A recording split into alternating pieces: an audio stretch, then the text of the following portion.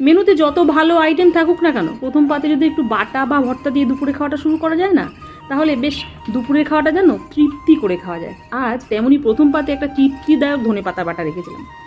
ধনেপাতাটা প্রথমে রসুন কাঁচা লঙ্কা দিয়ে ভালো করে বেটে তারপর তেলে ভেজেছি। এইভাবে বাটলে না মাছ মাংসকেও যেন এই বাটাটা টক্কর দেয়। তারপর ছিল লাউ দিয়ে মটর ডাল, আর ডালের সাথে খাওয়ার জন্য করেছিলাম একটা ডিমের অমলেট।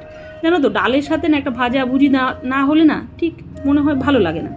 তারপর পাতে পড়ে গেল শীতের সমস্ত সবজি দিয়ে শুটকি মাছ।